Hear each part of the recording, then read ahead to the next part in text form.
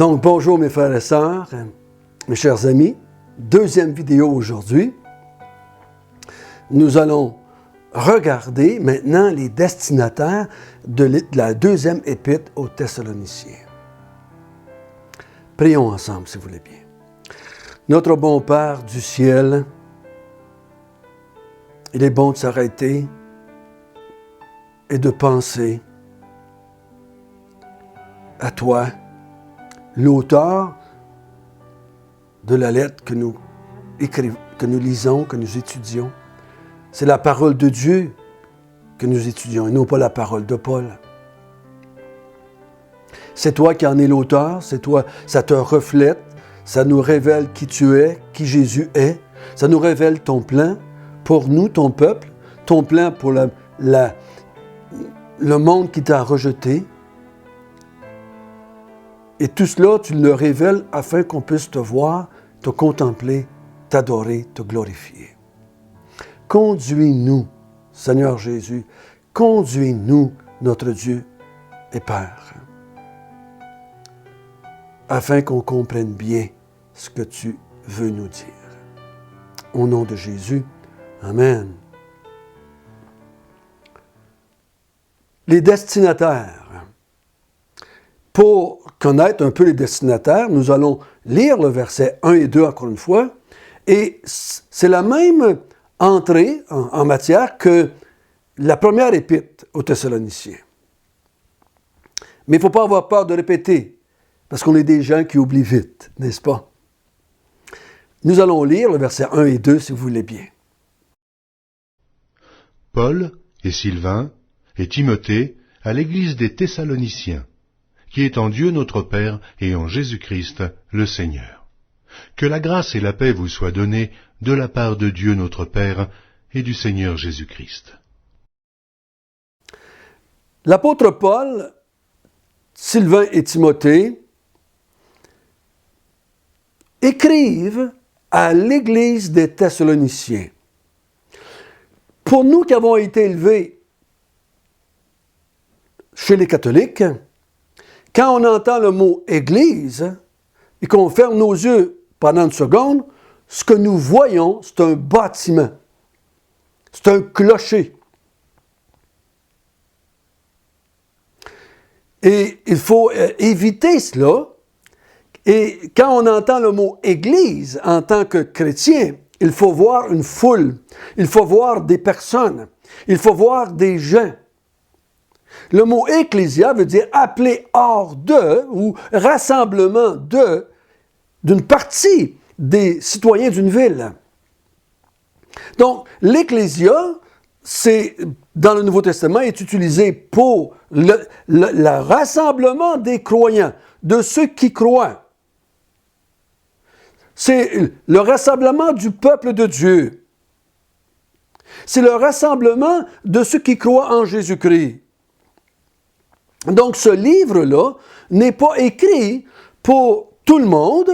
Cette lettre-là n'était pas destinée à tout le monde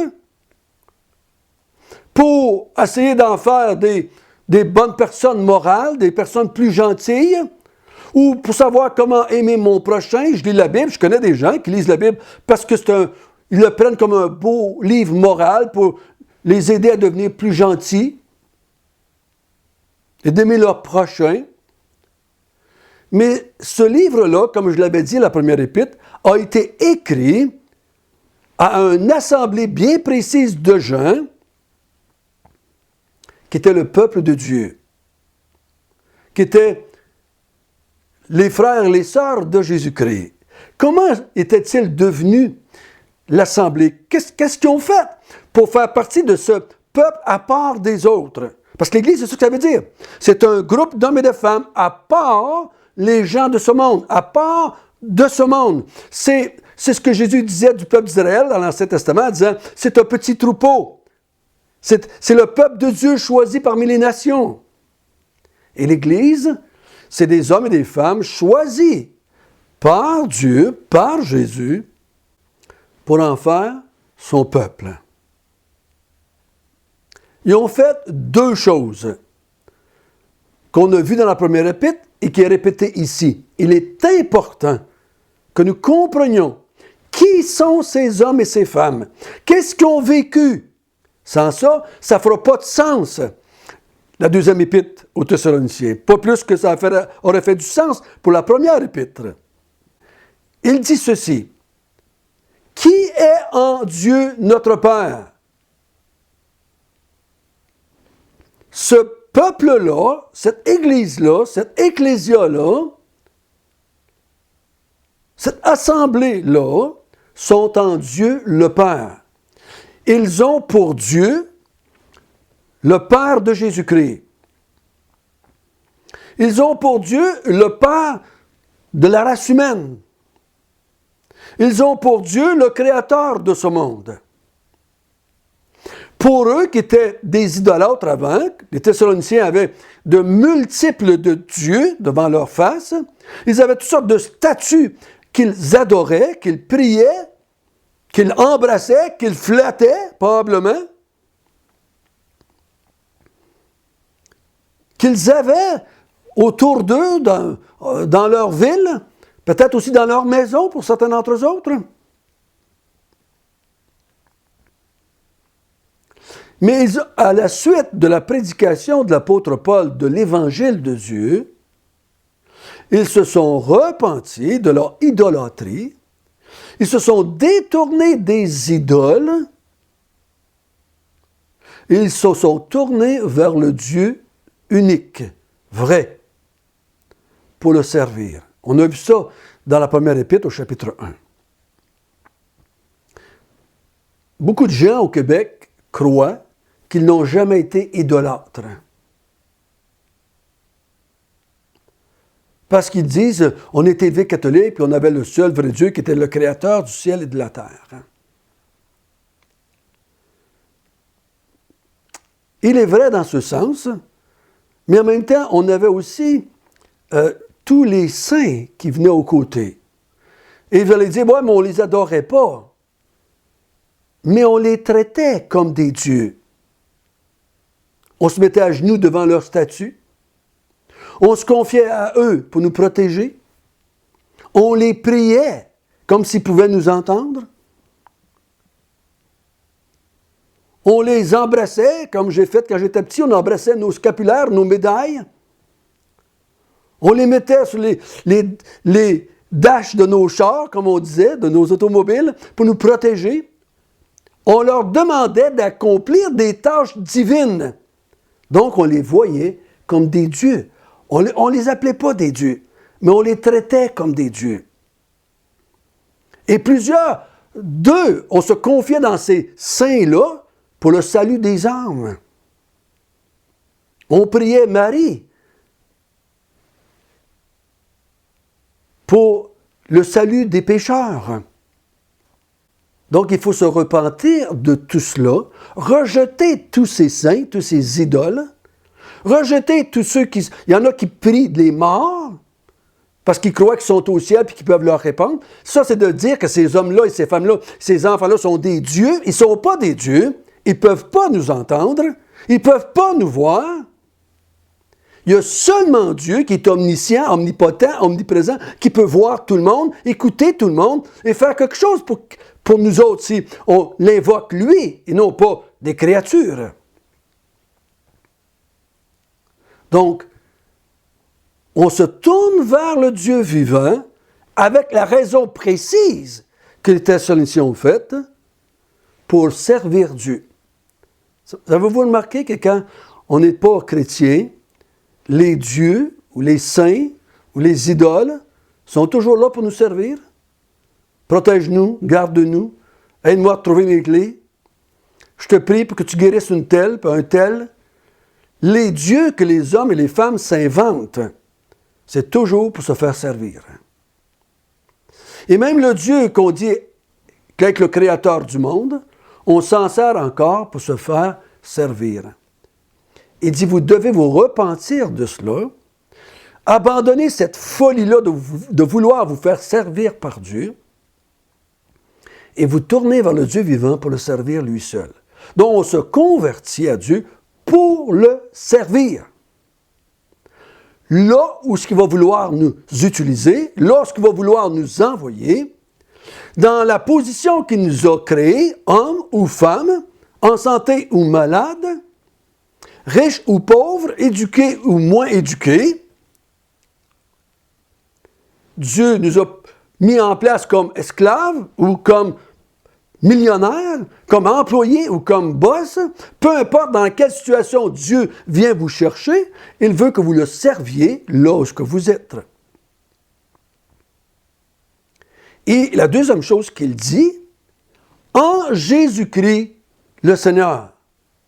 Donc, Jésus est appelé ici Jésus le Christ, le Messie et le Seigneur. Jésus est le Christ que Dieu a envoyé, le Messie que Dieu a envoyé pour mourir pour des hommes et des femmes qu'il avait choisis, pour mourir pour ceux qui se sont convertis, qui étaient pour se convertir. Parce que me convertir à Dieu ne me sauve pas, mais c'est l'étape première pour être sauvé. Et là, je vais croire en Jésus-Christ pour être pardonné d'avoir voulu prendre sa place. Vous vous souvenez, la tentation. Mange de l'arbre et tu deviendras comme Dieu. C'est ça qu'il faut se repentir. De vouloir être comme Dieu. De vouloir même se servir de Dieu à nos fins personnelles. Donc Jésus, par sa mort à la croix, me prend ma place sur la croix, prend ma place et subit la colère de Dieu. Et ceux qui ont foi en Jésus, il nous lave, il nous purifie, et l'Esprit Saint vient en nous, nous régénère et nous rend capables de servir Dieu. Ça, c'est l'Église de Thessalonique. Il ne faut jamais oublier ça. Si j'oublie ces deux vérités-là, que c'est une assemblée en Dieu et en Christ comme Seigneur, parce qu'il est la tête de l'Église, Jésus. Nous sommes le corps de Christ. Nous sommes pas... c'est pas Christ qui est notre corps. C'est pas Christ qui est là pour nous servir. Le corps est au service de la tête. Et la tête, elle a un but unique. M'emmener à servir Dieu. La tête, elle a un but unique. C'est m'emmener à glorifier le Père. La tête n'a pas comme but unique ma petite vie personnelle, afin que ma petite vie elle aille bien. Mais la tête, elle a un qu'un but, glorifier Dieu le Père. En utilisant son corps, qui est l'Église, qui est l'Assemblée, qu'on vient de voir ici. Si j'oublie ça, je vais avoir de la misère à comprendre. Qu'est-ce que Paul veut dire à ces hommes et à ces femmes qui ont vécu cela, qui ont pris cette décision-là?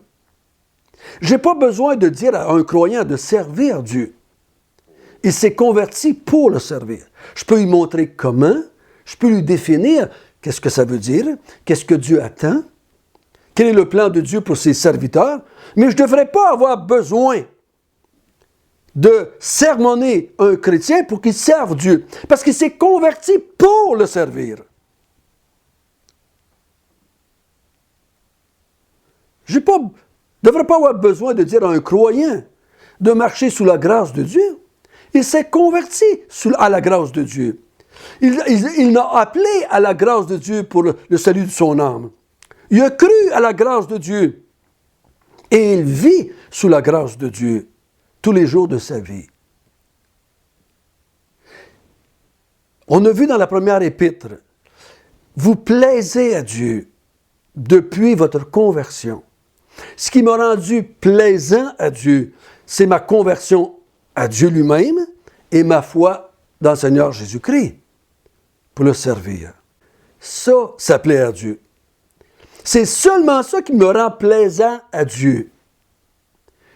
C'est ce genre de vie-là qui me rend plaisant à Dieu. Cette vie de repenti et cette vie de celui qui sert Dieu, qui glorifie Dieu, qui exalte Dieu, qui adore Dieu, qui proclame Dieu dans l'évangile de Dieu. C'est ça qui me rend agréable à Dieu. C'est ça qui me rend irréprochable devant Dieu. J'étais plein de reproches avant ma conversion.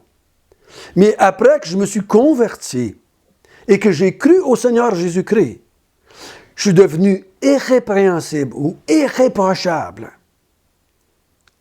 pour toujours, pour l'éternité.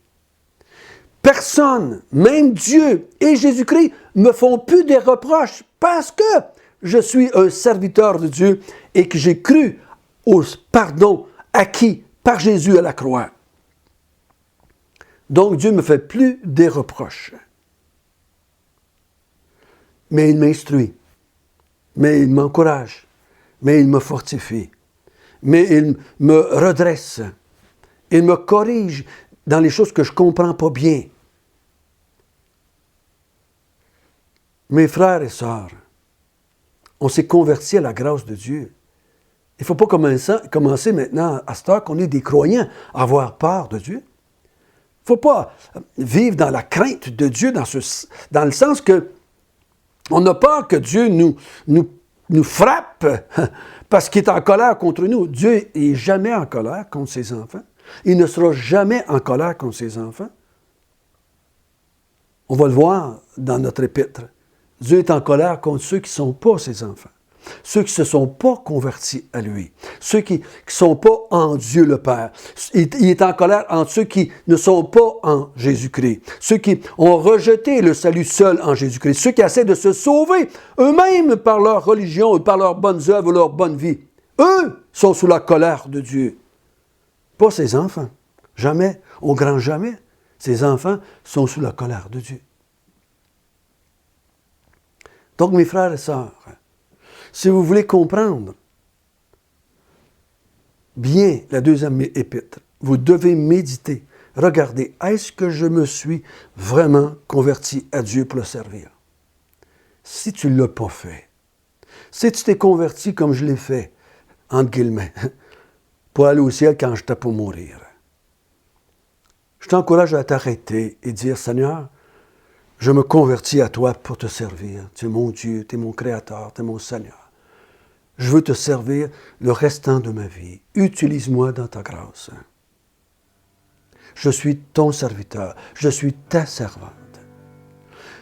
Si tu n'as pas mis ta foi en Jésus-Christ seul pour le pardon de tes péchés et pour qu'il te puisse te donner maintenant la vie éternelle, il a pris sur lui tes péchés et il t'a donné sa vie. Il faut que tu comprennes que le Saint-Esprit t'a régénéré. Tu ne peux pas améliorer la régénération qui est accomplie en toi. C'est un miracle de Dieu, la régénération. Je ne peux pas me régénérer moi-même. Puis je ne peux pas me dégénérer moi-même.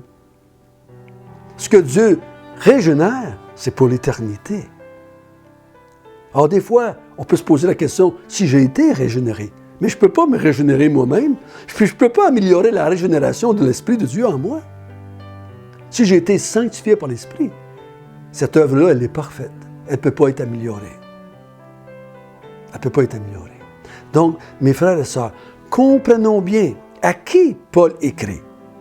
À l'Assemblée de Dieu, à l'Église de Dieu, qui est en Dieu et qui est en Christ. Prions ensemble. Notre bon Père du ciel, oh, comme il est agréable de savoir qu'on est en toi et en Christ le Seigneur. Rien ne peut nous arriver qui va briser ce que tu as fait dans nos vies. Maintenant, on peut dire comme l'apôtre Paul dans Romains, tout concourt à notre bien pour nous amener à être comme Christ et être avec toi pour l'éternité dans les nouveaux cieux, nouvelles terres. Rien de ce monde et en dehors de ce monde, et dans le monde présent et dans le monde à venir, ne peut changer l'œuvre que tu as commencée en nous, tes enfants. Et comme l'apôtre Paul dit ailleurs, ce que tu as commencé, tu vas le rendre parfait pour le jour du Seigneur. Merci. Merci, notre Père et notre Seigneur Jésus-Christ. Amen.